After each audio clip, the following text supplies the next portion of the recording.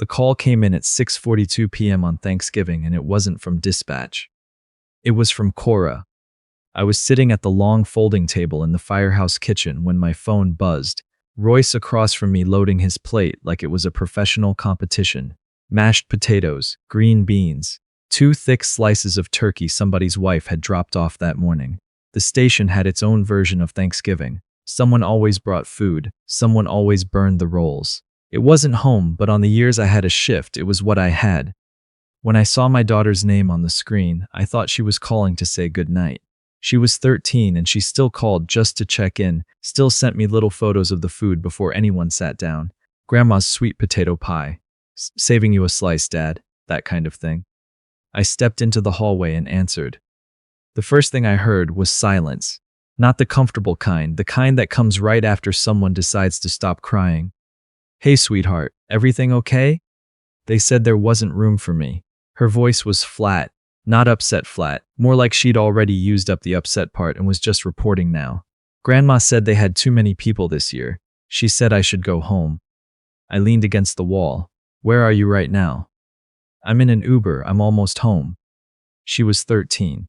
She'd called a car by herself in November, and she was riding back across the city to an empty apartment because she hadn't wanted to interrupt my shift. I'll be home as soon as I'm off, I said. Lock the door, text me when you're inside. I'm okay, Dad, you don't have to. Text me when you're inside. After the call, I went back to the table. Royce looked at my face and didn't say anything. That's one of the things I've always appreciated about him. I got through the rest of the shift. That's all I can say about those hours. I just got through them. I walked into our apartment just after midnight. The TV was on low, some nature documentary, something with birds, and Cora was asleep on the couch, a blanket pulled up to her chin. She was still wearing the dress she'd picked out for dinner, dark green with small buttons at the collar. She'd asked me the week before if it was nice enough for Thanksgiving, and I'd told her it was perfect. On the coffee table in front of her was a brown paper bag from the gas station 2 blocks away. Inside, a turkey and cheese sandwich still in the plastic wrap, a bag of chips, a small can of cranberry juice. That was her Thanksgiving dinner. I stood in the middle of the living room and looked at it for a long time. The heater hummed. The birds on TV called to each other across some distance I couldn't measure. My daughter's face was soft in the blue light, and I stood there thinking about all the ways a person can be told they don't matter, without anyone ever saying the words out loud. On the end table beside the couch was a small glass vase, still wrapped in tissue paper. A yellow chrysanthemum leaned out from the top. She'd told me about it earlier that week. We'd been at the grocery store together and she'd stopped in front of the flower display. Grandma likes yellow, right? I want to bring something nice. She'd paid for it with her own money. She'd carried it all the way there and carried it all the way back without ever getting the chance to give it. I sat beside her without waking her. I stayed there until about 2 in the morning. Then I got up and went to my desk, and what I found there was the thing that changed the shape of everything.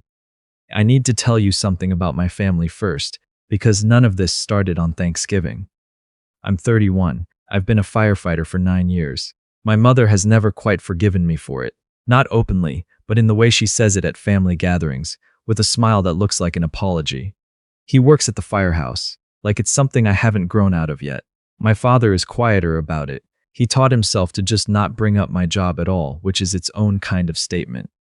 My sister Darla is 3 years younger than me, and she has always been the easier one to love, at least the way my mother measures love. Loud at gatherings, light with stories, always about to do something impressive. She talked for years about opening a boutique, then a design studio, then a social media consulting service. The businesses never materialized, but she was charming enough that nobody held it against her. When things got hard, she called me. 2 years ago, she needed a co-signer on a lease. She was between steady income streams, custom gift baskets at that point sold online, and needed someone with stable employment to guarantee the apartment. She didn't ask our parents, she asked me. I signed without hesitation. I'd been supplementing my parents' household expenses for years by that point. Small transfers, a few $100s here and there, whenever my father had a medical bill or something broke down. It felt like what you did when you had a steady paycheck and the people you loved were struggling. I didn't keep a running total. I didn't think of it as a ledger. That was my mistake. Not the generosity, the assumption that generosity meant something to people who had stopped seeing it. When my marriage ended, Cora was 4 years old. Her mother moved to Portland for a residency program, and by mutual agreement, and eventually by Cora's own strong, clearly stated preference, Cora stayed with me. My mother had a lot to say about the divorce. If you were home more, if you weren't always at the station, some women need more than what you gave. I stopped trying to explain myself a long time ago, but I never stopped sending money when they needed it. 3 weeks before Thanksgiving, I drove to my parents' house to drop off my father's medication. My mother was at the dining room table with graph paper and a pencil, sketching out a layout. I looked over her shoulder. Seating chart. Already planning, I said. She looked up. You know how it is, we've got a full house this year. I scanned the names. Both my parents, Darla's boyfriend, his parents, his sister and her husband, his sister's 2 kids, a neighbor couple, my mother's friend from her Tuesday group at church. Cora's name wasn't there. Cora's excited about coming, I said. She's already thinking about what to bring. My mother's face did something subtle. We'll see how things shake out. It might be a tight year. She might be more comfortable with you. I had a shift that Thursday. She knew that. She was planning on being there, I said. She'll be fine. My mother gave me the smile. She's a tough kid. I handed over the medication and drove home. I told myself it would be fine. I told myself they wouldn't actually leave my daughter without a seat at Thanksgiving dinner. I held on to that all the way up until 6:42 p.m. when my phone rang and proved me wrong. After Cora fell asleep that night, I sat at my desk and opened my laptop. I pulled up 2 years of bank transfers, the monthly supplements to my parents' account, the lease guarantee paperwork for Darla's apartment, the insurance contributions I'd added when my father's plan changed. I opened a document and started writing it all down, not for any particular purpose, just to see it laid out in front of me, to confirm that it was real. That's when I found the email. 8 months ago, in a thread I'd long since archived, was a message my mother had forwarded to me by mistake. She'd been trying to pass something along to Darla and hit the wrong contact. The chain below the forwarded message was between the two of them. Darla had written about Cora. Honestly, she's a lot, always asking questions, always wanting to be part of the conversation. I get why it wears people out. My mother had replied, I know what you mean. We love her, but she's a handful for a full day. Some kids are just wired that way. I read it twice, then a third time. A handful for a full day. My daughter, who spent her allowance on yellow flowers, because she remembered what color her grandmother liked, who took an Uber home alone in November and specifically didn't call me because she didn't want me to feel guilty during my shift, who fell asleep on the couch, still wearing the green dress she'd picked out to look nice, for people who had already privately decided she was too much effort. I printed the email, I folded it in thirds, I put it in my desk drawer. Then I opened a fresh document and started writing a letter. The next morning, Royce drove with me to the copy shop and then to the post office. I drafted a formal notice. As of 30 days from the date of delivery, I was withdrawing as guarantor on Darla's lease. The property management would need to work directly with the tenant to find alternative arrangements. I also logged into my bank and stopped the automatic transfers to my parents' account. I didn't call anyone. I didn't send a message explaining what I was doing or why. I just stopped. At the post office counter, sliding the envelope across, Royce said, "You good?" "Yeah," I said, "I think so." "What are you going to say when they call?" I thought about it. "I'm going to listen, and then I'll decide." He nodded. "That's Royce. He doesn't push when you've already made up your mind." The notification reached Darla 2 days later. I know that because on the second day my phone registered 16 missed calls before noon. First Darla, then my mother again, then a number I didn't recognize, my aunt calling from my mother's house. The family group chat, 17 people, a mix of relatives and my mother's close friends who'd been added over the years, lit up in a way I hadn't seen in years. "What is happening?" "Darla is devastated. Someone needs to talk to him. You can't do this to your own family." I read through everything. I didn't respond.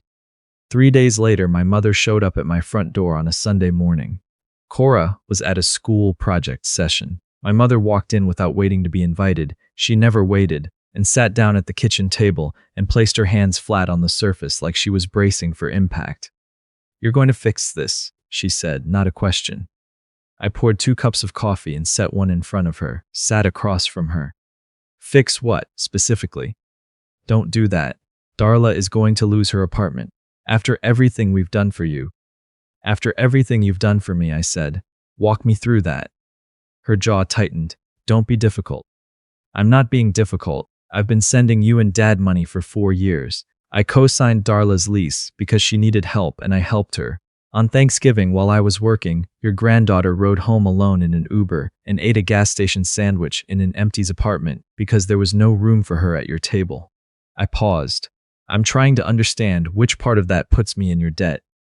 My mother looked at me like I was speaking a language she didn't recognize. It was one dinner, she said finally. You're making it into something it isn't. You've always been like this, so sensitive about everything. There it was. The word she always reached for when I accurately described something she'd done. Sensitive. Like feeling things correctly was a character flaw. I reached across the table and set the printed email in front of her. She looked down at it, read it. I watched her face. The silence stretched out. That was a private conversation, she said.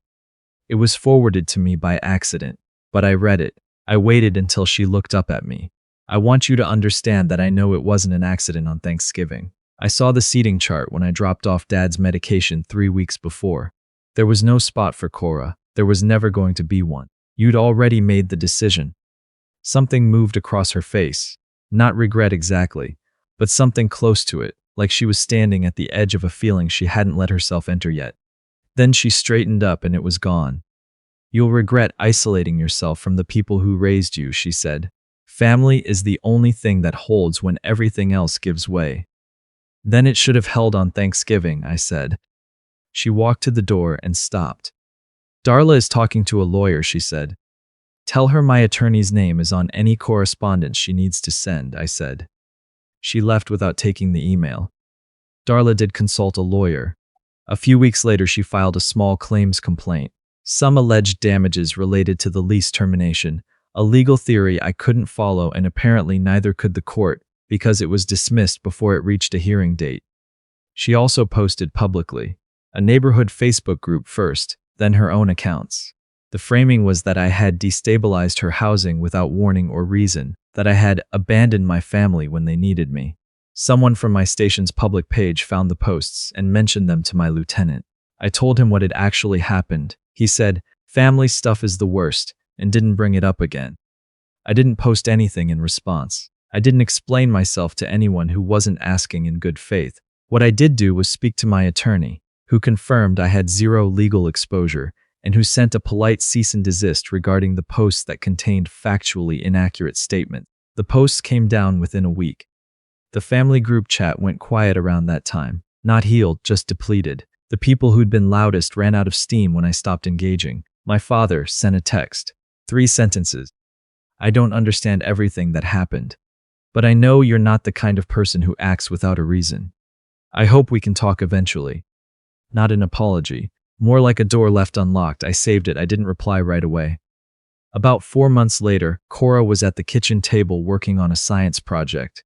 Water filtration, plastic bottles, coffee filters spread out everywhere. I was across from her with a book I wasn't really reading, mostly just watching her work. She glanced up without stopping. Did something happen with Grandma? Why? Because you don't talk anymore. You used to at least text on Sundays. I thought about how to answer. We had a disagreement, I said. She looked at me with the direct, unflinching thing she'd had since she was about 6. Was it because of Thanksgiving? I didn't lie to my daughter. I'd made that a rule. It started there, I said. She was quiet for a moment, turning a plastic bottle in her hands. Then, you didn't have to do any of that for me.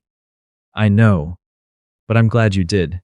She went back to her project, not because of Grandma, just because I didn't want you to keep letting it happen and then acting like everything was fine.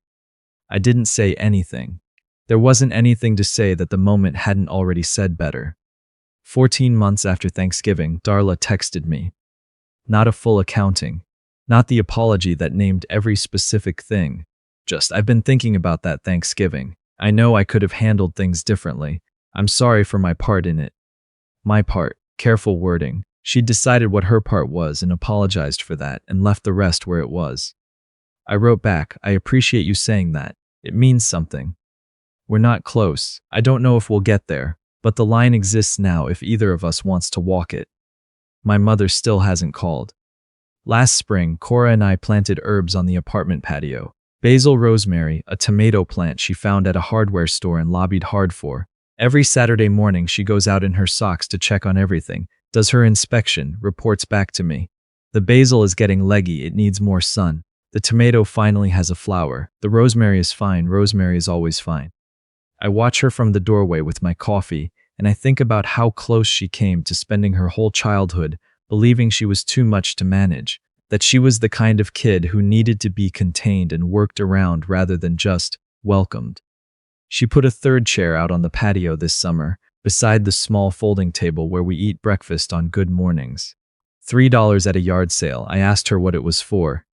For whenever someone earns it, she said. Easy, certain. I spent a lot of years trying to make myself fit into spaces where the decision about whether I belonged had already been made before I arrived.